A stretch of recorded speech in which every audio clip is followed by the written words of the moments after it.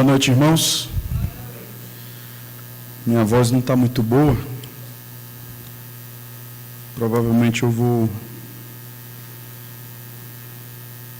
ter dificuldade. Então peço que você tenha um pouco de paciência hoje. E que o Senhor nos ajude aqui neste momento. Vamos abrir a palavra do Senhor lá em Judas. Nós iremos ler o versículo 24 e o versículo 25. Hoje nós encerramos essa série, Soli Deo Glória, com a sola Soli Deo Glória, por ocasião desse mês da Reforma.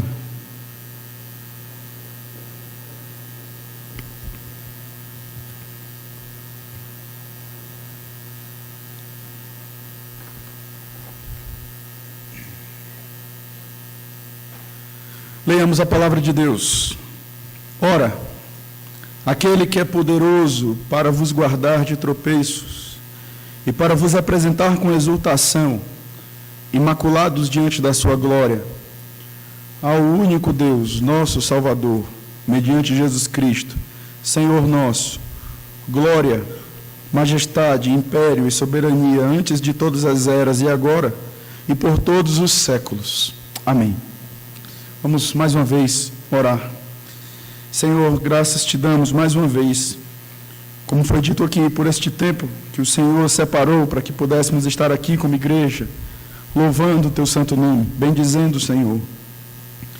Te agradecemos porque em todos os momentos podemos render homenagem somente a ti. Não há ninguém maior, não há ninguém melhor, não há ninguém mais sábio, não há ninguém mais inteligente, não há ninguém mais poderoso, digno de toda honra e glória do que o Senhor aqui nesta noite. Que o Senhor nos ajude, Senhor, a glorificarmos o teu nome. Sabemos que a nossa adoração, ela é recebida por intermédio do nosso Redentor. Que o Senhor ilumine o nosso entendimento neste momento. Que o teu pacto, a tua palavra seja anunciada ao teu povo. E que possamos responder diante da tua palavra com reverência, com temor, gratidão e com desejo de glorificar o teu nome ainda mais. Essa é a nossa oração no nome de Jesus. Amém.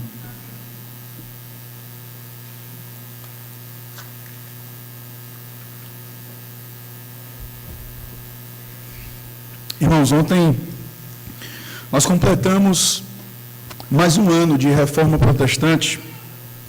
Ontem nós completamos 498 anos e nós tivemos a oportunidade durante o mês de outubro, e encerrando agora no primeiro domingo de novembro, de refletirmos a respeito das solas. Se de repente você teve alguma dúvida, pastor, qual a diferença de repente de sola? Porque às vezes você vai ver sola escritura, depois solus Christus, depois sola gratia, sola fide, agora soli Deo Glória. A diferença não existe, as palavras são, na verdade essas palavras, sola, solus, soli, são declinações da mesma palavra que significa somente. Somente a Escritura, foi isso que nós vimos, somente Cristo, somente a graça, somente a fé. E hoje nós iremos refletir somente a Deus glória. Nós podemos, em alguns momentos dessas reflexões, dessas pregações, pensar a respeito do contraste que existe entre os protestantes e a Igreja Católica Apostólica Romana. Mas nós fomos desafiados também a olharmos para a nossa igreja, para o nosso contexto. Porque naquela época o protestantismo ele tinha um contraste muito claro, era a Igreja Católica, e isso vai se estender, por exemplo, ao período dos puritanos. Hoje o protestantismo, ele na verdade, ele encontra o seu contraste dentro dos seus arraiais. Hoje nós não lutamos contra o Papa, hoje nós não lutamos contra as indulgências, contra as doutrinas da Igreja Católica. Obviamente que existe um contraste, e é claro que existe a nossa postura de nos portarmos de maneira firme, defendendo a fé. Mas hoje nós somos chamados a protestar dentro das nossas igrejas. Porque as nossas igrejas muitas vezes têm abraçado a superstição, as nossas igrejas muitas vezes têm abraçado o tradicionalismo, as nossas igrejas têm abraçado outras coisas em relação à Escritura. Hoje as pessoas têm bastante dificuldade, por exemplo, com a questão da suficiência da Escritura. Hoje entendemos que a Bíblia é autoritativa, entendemos que a Bíblia ela é inerrante, mas nós temos dificuldade de entendermos que ela é suficiente.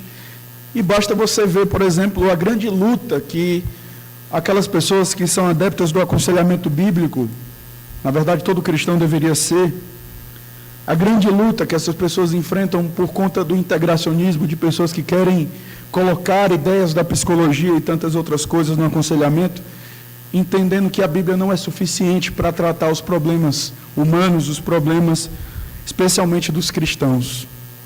Nós encontramos muita dificuldade, e essa sola, somente a Deus glória, ela é impossível de ser vivida por nós, se nós não estivermos dispostos a receber a palavra de Deus como suficiente, se não estivermos dispostos a entender que Cristo, Ele é suficiente para nós, que a graça de Deus é suficiente para nós, que a fé é suficiente para nós.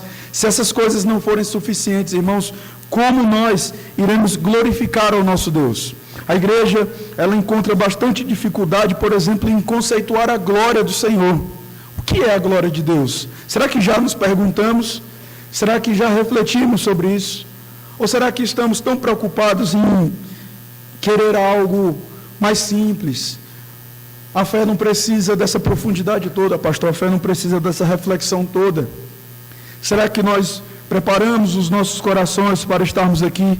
A glória de Deus, irmãos, ela é central nas Escrituras. Eu quero pelo menos trazer 3 questões aqui. Em primeiro lugar, nós somos chamados a vivermos para a glória de Deus. Olha o que é que diz 1 Coríntios, capítulo 10, por exemplo, versículo 31.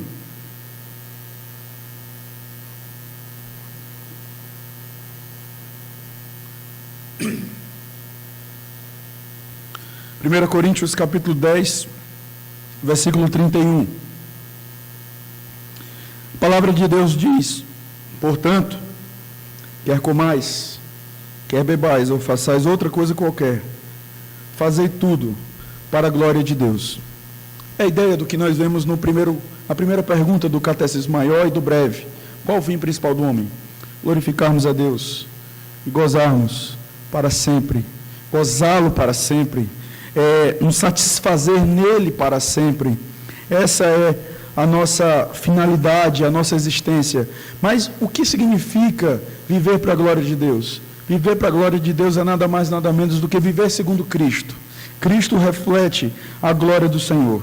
Em segundo lugar, nós vemos que a Bíblia, ela nos exorta a anunciarmos a glória de Deus. Olha o que é que diz lá em Salmo 96, do versículo 1 ao versículo 3. A palavra de Deus nos diz, Salmo 96, do verso 1 ao verso 3. Cantai ao Senhor um cântico novo. Cantai ao Senhor todas as terras. Cantai ao Senhor. Bendizei o seu nome. Proclamai a sua salvação dia após dia. Anunciai entre as nações a sua glória e entre todos os povos as suas maravilhas. Somos chamados para vivermos para a glória de Deus. Somos chamados para anunciarmos a sua glória entre as nações. E por último, nós devemos alimentar nossa esperança de que um dia nós veremos a sua glória. A palavra de Deus nos diz em Judas, versículo 24, a palavra de Deus nos diz: ora, aquele que é poderoso para nos guardar de tropeços e para vos apresentar com exultação, imaculados diante da sua glória. O que significa a glória de Deus? Eu gosto muito da definição. Não estou falando de limitar a glória de Deus a uma frase, mas de conceituar essa glória. Eu gosto muito da definição de John MacArthur, no seu livro Chaves para o Crescimento Espiritual, onde ele fala que a glória de Deus, ela é a combinação dos atributos de Deus e a manifestação desses atributos. Então, quando nós pensamos na glória de Deus, nós estamos pensando nos seus atributos. nós estamos pensando na sua soberania, nós estamos pensando na sua santidade, nós estamos pensando na sua bondade, nós estamos pensando na sua justiça, na sua misericórdia, no seu amor, nós estamos pensando também na sua ira contra o pecado. O que significa viver para a glória de Deus? É nada mais, nada menos do que ter esses atributos comunicáveis nas nossas vidas. É ser alguém santo como Deus é santo, é ser alguém amoroso como Deus é amoroso, é ser alguém que busca a justiça, viver a justiça neste mundo. Isso é viver para a glória de Deus. E onde é que nós encontramos esses atributos? Nós encontramos esses atributos na pessoa de Cristo. É por isso que o propósito nosso é sermos conformados à imagem de Cristo. Quando é que eu vivo para a glória de Deus? Quando eu vivo como Cristo. Quando eu vivo conformado a Ele. Quando é que eu anuncio a glória do Senhor? É quando eu prego o Evangelho. É quando eu prego aqui nesse momento e digo: Deus é Senhor sobre todas as coisas. Deus é soberano. Deus é santo. Deus não comunga com o pecado. Eu estou anunciando os atributos de Deus. Eu estou anunciando a sua glória. Mas haverá um dia, irmãos, que nós teremos um encontro com o nosso Senhor Jesus. O que nós temos aqui, o que podemos desfrutar aqui, são apenas pequenos lampejos do que de fato é a glória de Deus. Haverá um dia em que estaremos diante do nosso Senhor Jesus. Haverá um dia em que desfrutaremos do seu amor, pessoalmente. Viver para a glória de Deus neste mundo é viver com a perspectiva na eternidade. Viver e entender somente a Deus glória. Entender que Deus deve ser glorificado em todas as coisas que eu faço, em todas as coisas que eu creio. Será que as nossas crenças refletem a glória de Deus? Será que as nossas práticas revelam, elas expressam a glória de Deus? Será que a nossa igreja, o nosso culto, é um culto que de fato reflete a glória do Senhor? Ou será que é um culto que reflete a glória de algumas pessoas? É o culto que reflete a glória do pastor? É o culto que reflete a glória do presbítero, ou seja lá quem for? Será que você se incomodou pelo fato de que hoje nós tivemos só um violão e uma voz? Será que você em algum momento pensou: o culto hoje está tão sem graça, porque hoje só vai ter o Edson tocando lá? Será que você foi tentado a pensar isso? Não existe ninguém maior do que Deus nesta noite. Não existe ninguém que deve ser evidenciado mais do que o Senhor Deus. Quando a gente entende que para cultuar a Deus nós precisamos de um monte de parafernálias, de um monte de coisas, nós estamos dividindo, na verdade tentando dividir a glória de Deus. A palavra de Deus diz: a minha glória não darei a ninguém. Deus não divide a sua glória com ninguém. Nós somos então, irmãos, chamados a olhar para dentro da nossa igreja, a olhar para a igreja presbiteriana de Vila Varela e pensarmos, nos perguntarmos, como igreja, vivemos para a glória do Senhor? E eu não quero que você aqui seja tentado a pensar sobre algumas pessoas. Mas é porque fulano. Não, é você. Nós somos a igreja.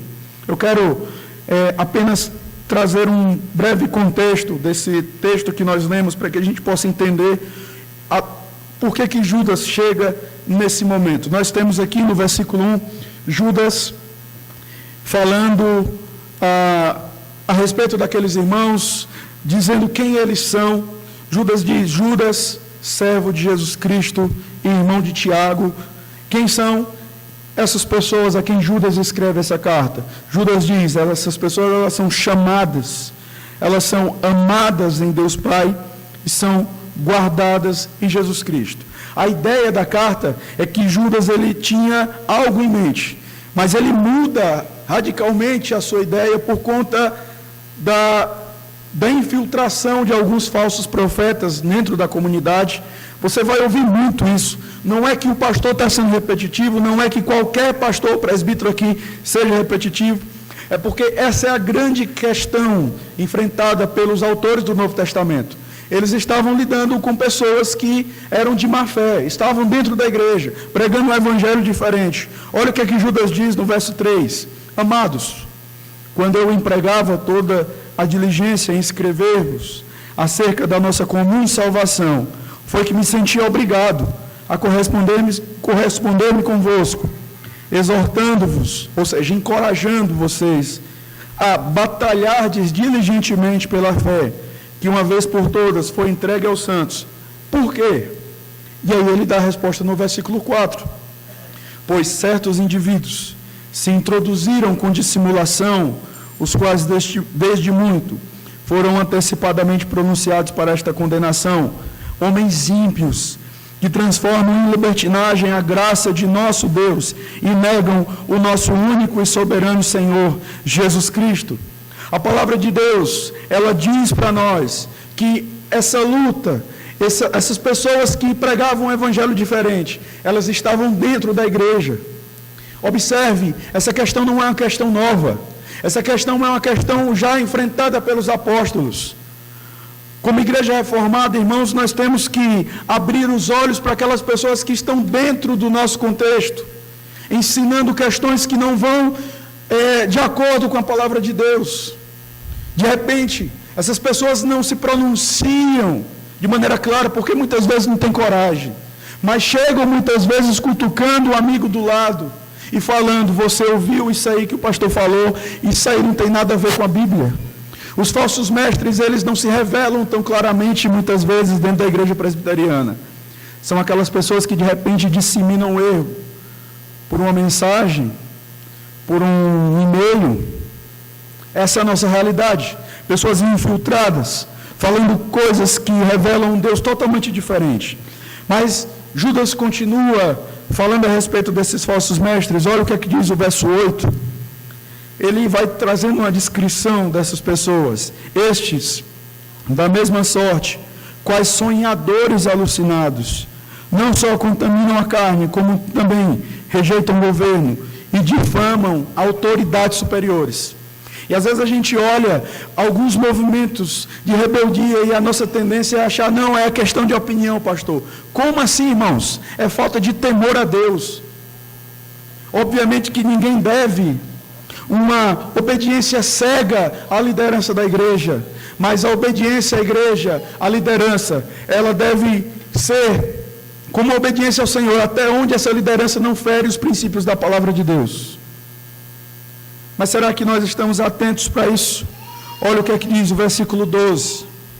Estes homens são como rochas submersas em vossas festas de fraternidade, banqueteando-se juntos sem qualquer recato, pastores que a si mesmos se apacentam, nuvens sem água, impelidas pelos ventos, árvores em plena estação dos frutos, destes desprovidas, duplamente mortas, desarraigadas. Verso 13, ondas bravias do mar, que espumam as suas próprias sujidades, estrelas errantes, para as quais tem sido guardada a negridão das trevas para sempre. Eu acho impressionante essa colocação de Judas, quando ele fala que estes homens são como rochas submersas. Ou seja, nem sempre será fácil identificar um falso mestre. Nem sempre será fácil identificar alguém que está agindo com dissimulação no meio do povo. É aquela ideia do barquinho que vai tranquilo naquele mar parado. E ele olha à sua frente, ele vê aquele mar tranquilo. Mas quando ele chega ali, aquela rocha submersa bate no barco, quebra tudo. E aí você se afoga. Os falsos mestres são dessa forma. São desse jeito. São pessoas muitas vezes que cresceram conosco. São pessoas que de repente tomam um café na nossa casa. São pessoas simpáticas, carismáticas. Pessoas legais. Pessoas que devemos até favores. Mas são pessoas que pregam um evangelho diferente. E nós precisamos ter cuidado com essas pessoas. Porque, irmãos, nós não estamos aqui para amarmos a glória dos homens, mas a glória de Deus. E sabe o que é amar a glória de Deus? Muitas vezes é disciplinar o filho, mesmo com lágrimas nos olhos. Amar a glória de Deus é muitas vezes fazer algo que vai custar o seu conforto, vai custar de repente a sua paz naquele momento. Mas viver para a glória de Deus é viver até as últimas consequências. Eu louvo a Deus por esta igreja. Mas, irmãos, a nossa igreja, mais do que famílias que se unem em alguma forma, porque aqui nunca vi uma igreja para ter tanta família forte assim, no sentido de muitas pessoas. Mais do que isso, nós somos a família de Deus. Nós não estamos aqui para seguirmos as regras das nossas casas, mas seguirmos a regra da palavra do Senhor. Ele é quem domina, Ele é quem controla a nossa história. Olha o que aqui diz o verso 16, olha mais uma característica desses falsos mestres. A palavra de Deus nos diz que os tais são murmuradores, sempre estão reclamando, são descontentes, andando segundo as suas paixões. A sua boca vive propalando grandes arrogâncias. São aduladores dos outros por motivos interesseiros.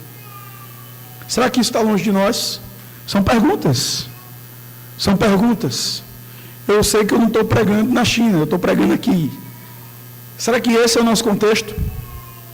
Então, irmãos, a gente precisa ter bastante cuidado. Judas, na verdade, ele vai alertando os seus discípulos, as suas ovelhas, quanto a essa questão dos falsos mestres, e ele encerra a sua carta fazendo aquilo que nós chamamos de doxologia, ou seja, uma exaltação à glória de Deus, uma exaltação aos atributos do Senhor.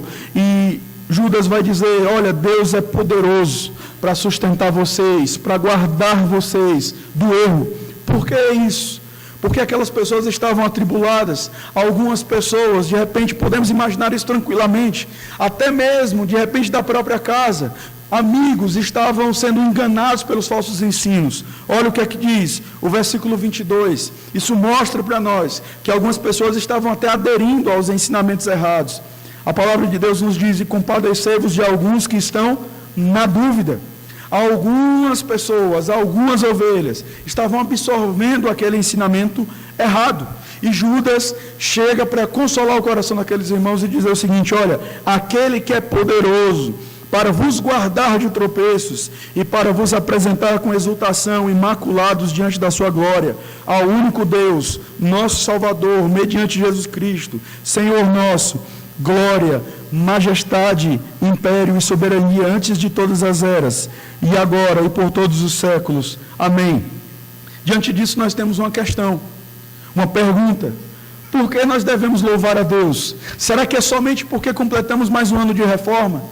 Será que devemos louvar a Deus porque simplesmente Deus foi favorável a um pedido de oração, a uma resposta de emprego?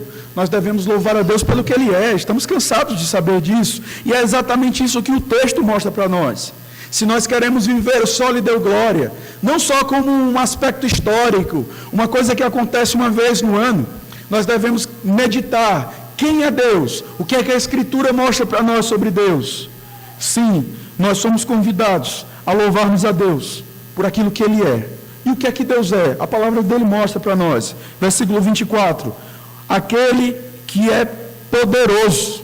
Esse é o nosso Deus. Ele é poderoso sobre todas as coisas. Ele é onipotente. Não há nada que Ele não possa fazer. Não há qualquer caminho que fuja aos olhos de Deus. Não há projeto que passe despercebido pelos seus olhos. Não há intenção má no coração do homem. Não há falso profeta que possa fazer com que um filho de Deus se perca, porque Deus é poderoso. Deus é poderoso para nos guardar de qualquer tropeço.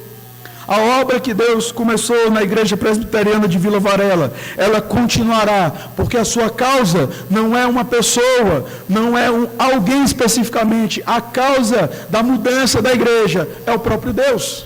Ele é poderoso. E é por isso que nós estamos aqui hoje, para louvarmos o seu nome. Jó, no capítulo 42, versículo 2, ele diz: bem sei que tudo podes, e nenhum dos teus planos pode ser frustrado. Charles Spurgeon, ele fala algo interessante. Ele diz: o poder de Deus não é adquirido, nem depende do reconhecimento de nenhuma outra autoridade. Pertence a Ele inerentemente, ou seja, Deus não recebe esse poder. Ele tem esse poder na sua natureza. O poder de Deus é como Ele mesmo, autoexistente, autossustentado. O mais poderoso dos homens não pode acrescentar sequer uma sombra de poder ao onipotente.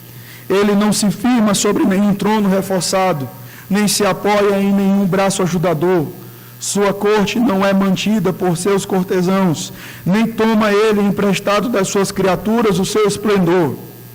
Ele próprio é a grande fonte central e o originador de toda energia. Deus é poderoso. E não há homem aqui nesta noite, não há pastor, conselho, diácono, não há quem quer que seja aqui nesta noite, que possa impedir o agir de Deus.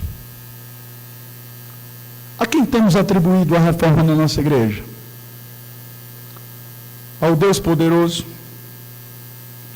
O presente texto nos mostra em que circunstâncias o poder de Deus é evidenciado. Ele é poderoso para nos guardar de tropeços. Essa expressão tropeços aqui, dentro do nosso contexto, o que Judas está querendo dizer é que Deus é poderoso para nos guardar de apostatarmos da fé. Algumas pessoas, como eu falei, estavam ouvindo os falsos mestres, estavam sendo enganadas. E nós temos o relato que não é diferente, o relato de 1 João, no capítulo 2, versículo 19, que algumas pessoas, de fato, tinham saído da igreja. Elas, de fato, tinham apostatado da fé. Isso é possível para aqueles que são verdadeiramente cristãos? Não. É impossível o cara que é verdadeiramente cristão apostatar da fé. Mas por quê? Porque Deus nos guarda. Você está aqui hoje, você se mantém firme e se manterá firme. Não porque você é inteligente, não porque você tem acesso a determinadas informações, mas porque Deus é poderoso para nos guardar de tropeços. Não há quem possa bancar a sua vida cristã. Não há quem possa dizer, eu sou forte, eu me guardo. Se Deus não nos guardar, nós estamos perdidos, irmãos.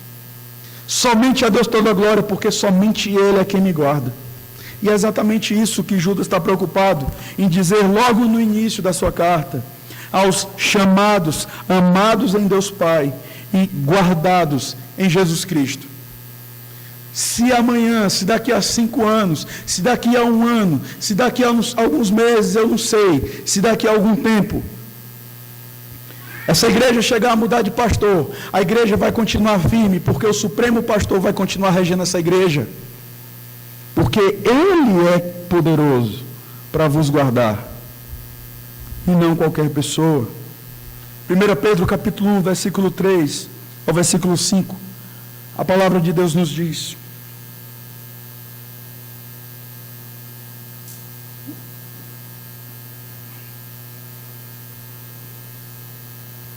Bendito seja o Deus e Pai de nosso Senhor Jesus Cristo. Conforme a sua grande misericórdia, Ele nos regenerou para uma esperança viva, por meio da ressurreição de Jesus Cristo dentre os mortos, para uma herança que jamais poderá perecer, macular-se ou perder o seu valor. Herança guardada nos céus para vocês, que mediante a fé são protegidos pelo poder de Deus até chegar à salvação, prestes a ser revelada no último tempo. E às vezes, isso é óbvio para nós, não é verdade? Deus é poderoso. Alguém duvida disso? E eu acho interessante, porque eu já tive várias vezes essa experiência. Algumas pessoas vêm conversar comigo, e às vezes, a gente tem tristeza também, né, irmãos? E as pessoas falam assim, não, eu estou falando isso aqui, mas você já sabe, pastor. Isso é óbvio, né? Isso que eu estou falando aqui para o senhor é óbvio. A gente precisa ouvir o óbvio, porque muitas vezes a gente se esquece do óbvio. Ter informação, saber que Deus é poderoso, nem sempre significa ter maturidade. Eu tenho maturidade quando eu vivo nessa perspectiva da soberania de Deus. Ser informado disso não significa maturidade. Ser informado disso significa simplesmente que eu tenho informação. Mas viver consoante à soberania de Deus é outra história. E sim, irmãos, se em determinado momento eu chegar desesperado para você, chorando, meu irmão, me ajude, pelo amor de Deus. Por favor, me lembre do óbvio. Fale para mim, pastor, lembra daquele dia? Então, Deus é poderoso para te guardar. Fica tranquilo. Irmãos, aconselhamento e pregação não é inventar a roda, não. É falar o que Deus revelou. E às vezes a gente esquece disso. A gente se esquece que Deus é poderoso, por exemplo, num momento de eleição. A gente se esquece que Deus é poderoso, por exemplo, num momento onde de repente algumas diretrizes são tomadas, algumas decisões, e às vezes a gente fica pensando, para onde é que vai essas coisas? Espera aí, Deus não é poderoso? Nós muitas vezes perdemos a perspectiva do poder de Cristo, do poder salvador do nosso Deus. Quando muitas vezes cobramos da liderança da igreja, faz uma programação assim, pelo amor de Deus, senão os jovens vão fugir da igreja, os adolescentes vão fugir da igreja. Espera aí, ele não é poderoso para guardar aquele que verdadeiramente é cristão? E o que acontece hoje? A igreja tem abraçado o pragmatismo. O que vale é ter uma programação que cative os jovens. E eu não sou contra determinadas programações, mas eu estou falando que as pessoas acham que o que segura a gente na igreja é programa, e não é. Pode enganar muita gente, pode segurar ímpio, mas crente precisa da palavra, crente precisa do ensinamento, porque se não é Cristo que nos segura nessa igreja, irmão, você está no lugar errado. Se você está aqui por causa de pessoas, se você está aqui porque, eu estou aqui porque o pastor agora concorda que o hino 13 do novo cântico pode ser cantado, mas no dia que o pastor tirar eu vou sair da igreja. Por favor, saia mesmo, é um favor que você faz para nós. Porque quem segura a gente aqui é Cristo, irmãos. Ele sim é poderoso para nos guardar. E é isso que os pais precisam ensinar para os seus filhos. Quem nos segura é Deus, quem nos guarda é Ele. E a gente não pode criar os filhos para serem consumidores do Evangelho, consumidores da fé, mas para depender desse poder que nos guarda em qualquer circunstância. Estamos tendo um acampamento agora, louvado seja Deus por isso. Acampamento é algo maravilhoso, Deus me chamou num acampamento, eu gosto de acampamento. Mas se daqui para 15 anos a gente não fizer acampamento, irmão, louvado seja Deus do mesmo jeito. Que a igreja continue fiel a Deus, porque o que nos segura é Deus, não é acampamento. Não é ping-pong, não. É o Evangelho do Senhor. Porque quando a gente coloca esse poder de guardar as pessoas fora das mãos de Cristo, a gente está deixando de dar toda a glória a Ele, de reconhecer a sua soberania.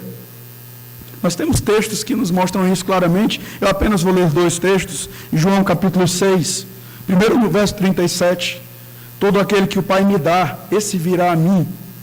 E o que vem a mim, de modo nenhum, o lançarei fora. João 6,39. E a vontade de quem me enviou é esta, que nenhum eu perca, de todos os que me deu. Nós somos ovelhas do Senhor, fomos colocados na sua mão, e não há ninguém que possa nos arrebatar de lá.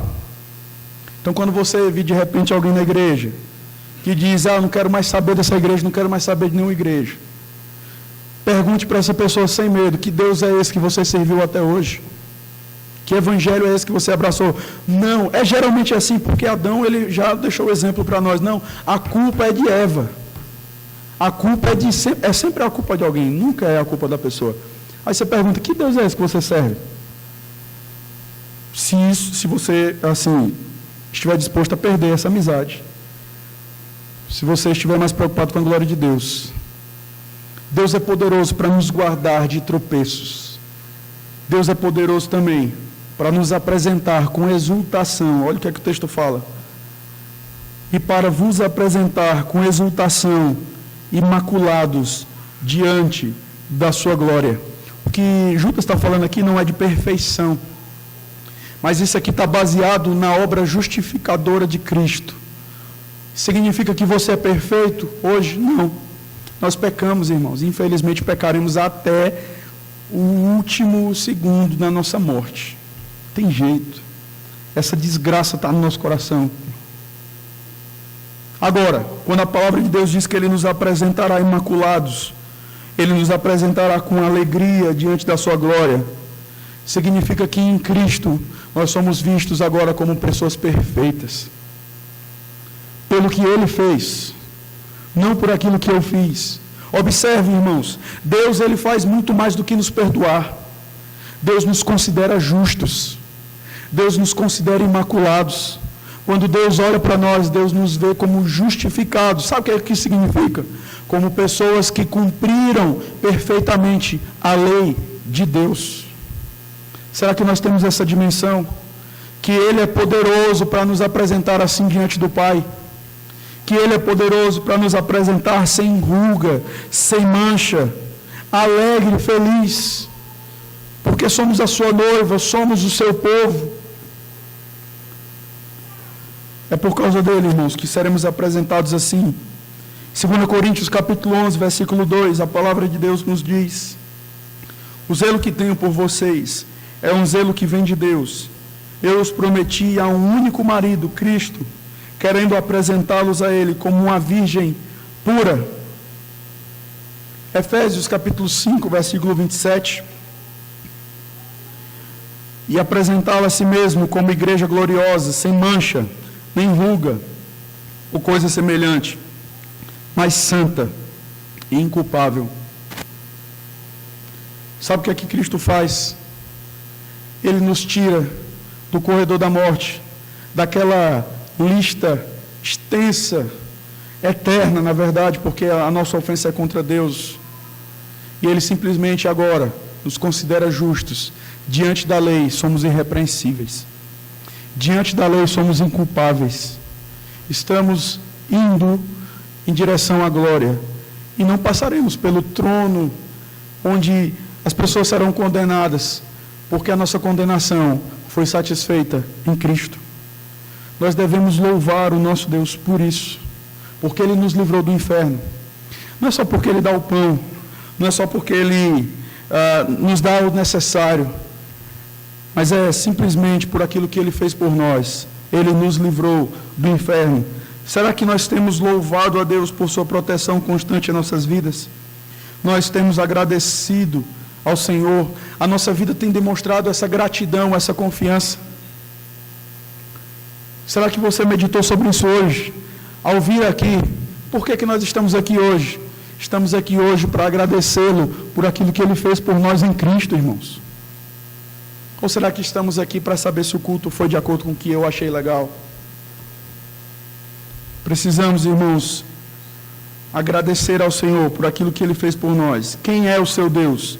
Ele é poderoso. Ele é poderoso para nos guardar de tropeços. E Ele é poderoso para nos apresentar com alegria diante da sua glória. Segundo lugar, a palavra de Deus nos diz, versículo 25, que Ele não é somente poderoso, Ele é único, ao único Deus, nosso Salvador, mediante Jesus Cristo, Senhor nosso, glória, majestade, império e soberania antes de todas as eras, e agora e por todos os séculos. Amém. Essa era a tônica do povo de Israel. Deuteronômio 6:4, a palavra de Deus nos diz: ouça, ó Israel, o Senhor, o nosso Deus, é o único Senhor.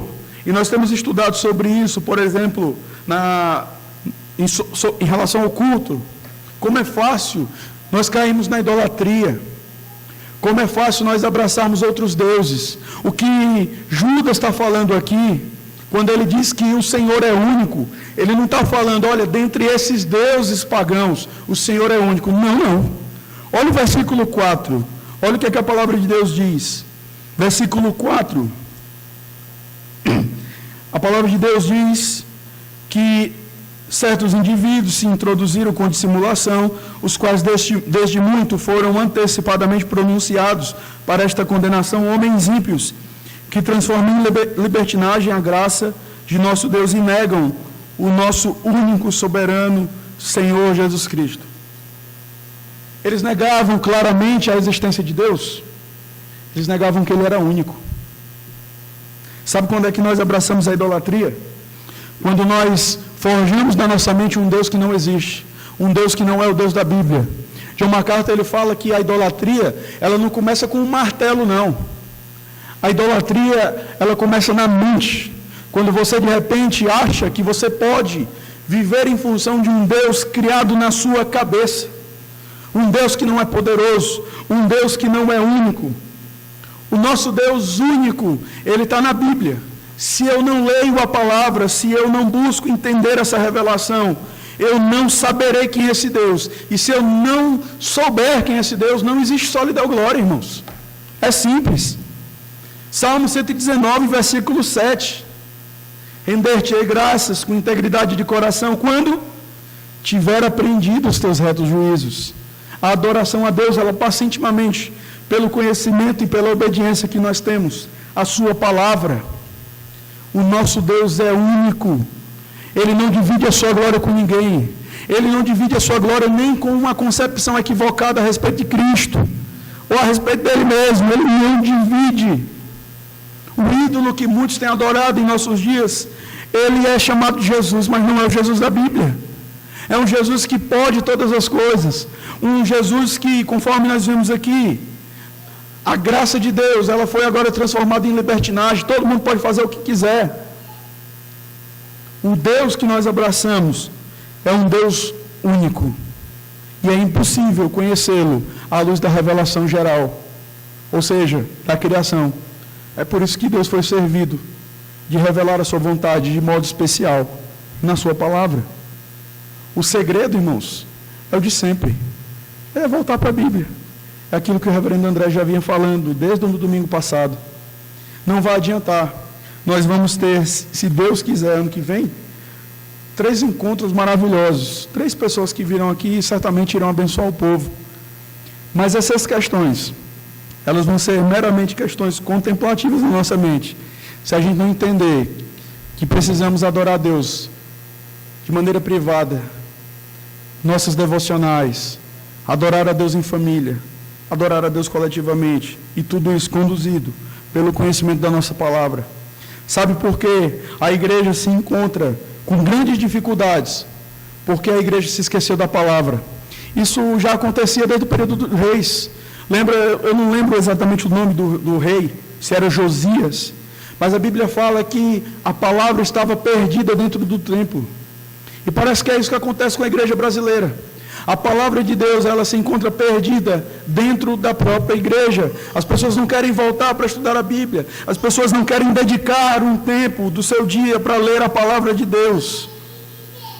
E se isso acontece, irmãos, você vai ser forjado a imaginar um Deus que não é o Deus da Bíblia. A que Deus chegamos esta noite aqui para adorar? Será que você sabe que o nosso Deus é fogo consumidor? Será que você sabe que Deus, ele santifica o nome dele nas nossas vidas? Será que você sabe que Deus, ele não deixa o pecado impune? Que ele sacrificou o seu pecado, ele satisfez a sua ira em relação ao pecado em Cristo. Mas aqueles que querem viver de modo libertino, aqueles que querem viver de qualquer forma, achando que a graça de Deus é a licença para pecar, Deus irá santificar através de juízo. Esse é o Deus que nós adoramos. Ele é único. E aí, Judas, num tom de exaltação, de louvor, Judas rende a esse Deus glória, majestade, império e soberania antes de todas as eras, ou seja, antes dos tempos eternos, se é que existe, e agora e por todos os séculos. Isaías 45:18 fala: pois assim diz o Senhor que criou os céus, Ele é Deus, que moldou a terra e a fez, Ele a fundou. Ele não a criou para estar vazia, mas a formou para ser habitada. Ele diz: eu sou o Senhor, e não há nenhum outro. Você deve se incomodar quando Deus está sendo adorado de qualquer forma nessa igreja. Você deve se incomodar quando de repente a pregação do pastor não é uma pregação bíblica. Você deve se incomodar quando o cântico é pobre. Quando o cântico que nós entoamos aqui não é um cântico bíblico. Você deve se incomodar porque você ama esse Deus acima de todas as coisas. Nós não somos chamados, irmãos, para sermos espectadores aqui. Nós somos chamados para reformar essa igreja. E o que é isso? O que é reformar essa igreja, pastor? É só falar da confissão? É só falar disso, daquilo, outro? Isso é uma pura ignorância. Porque a confissão nada mais é do que uma sistematização da Bíblia. Mais interessante, que não lemos, mas temos opiniões sobre isso. O que é reformar a igreja, pastor? É voltar para a Bíblia. É voltar para a Bíblia, irmãos. E simplesmente dizer o seguinte: olha, a igreja, ela vai fazer o que faz. Ela vai continuar fazendo isso até quando a Bíblia disser o contrário. Será que a gente está preocupado com isso? Será que estamos com medo de magoar as pessoas? Será que você teria medo de magoar o seu irmão? Porque de repente o seu irmão, ele está aqui na igreja. Não, pastor, mas é porque ele está aqui, ele canta 1000 anos, ou ele prega 10.000 anos. Não, irmãos, a gente tem que, é só a Escritura, somente a Escritura. Mas como é que nós vamos glorificar esse único Deus se nós não conhecemos? E aí, irmãos, eu sei, talvez o momento não seja propício no sentido de que seria interessante que estivessem todos aqui, mas uma igreja de quase 200 membros, é preocupante quando nós nos deparamos com 4, 7 pessoas na reunião de doutrina. Mas o que é mais interessante e chocante para nós, é que eu tenho certeza que se o conselho chegar e disser assim, não, nós entendemos que é melhor mudar a reunião para terça. Quem vai brigar e reclamar é quem não vem. É assim, irmãos. Sabe o que é isso? Imaturidade. Sabe por que a gente tem uma adoração pobre? Porque o nosso conhecimento de Deus é pobre. Sabe por que somos idólatras, mesmo no domingo aqui? Porque nós não conhecemos esse Deus a quem servimos. Porque nós achamos chatos os temas. São assuntos chatos. Aí, não, mas vamos trazer aqui uma palestra sobre aborto, ou sobre essa ideologia de gênero, a igreja lota. Porque o que é interessante é a modinha. As doutrinas antigas da palavra de Deus, as verdades antigas mais eternas da palavra de Deus, parece que não cativam mais as pessoas. E aí, irmãos, nós seguimos pessoas e não o Senhor Deus.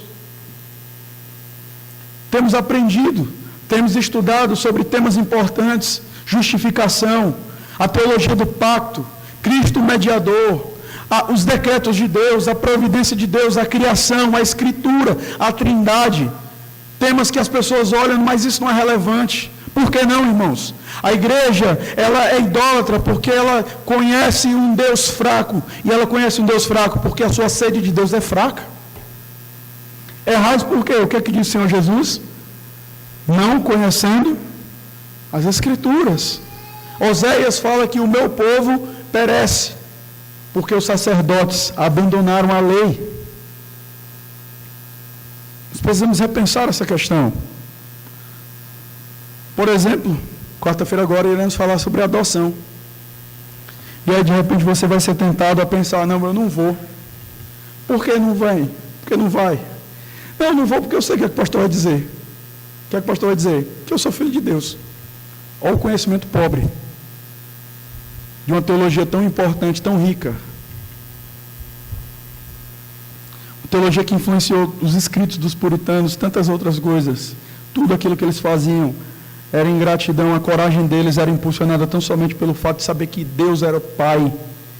E isso tem um aspecto muito relevante para nós, porque o nosso Deus não é como os deuses pagãos. Ele não é só o Pai que nos perdoa, Ele é o Pai que nos chama para sentar à mesa com Ele. Ele é o Pai que nos chama à intimidade. Esse é o nosso Deus. Mas isso está longe de ser um resumo daquilo que a gente vai falar quarta-feira.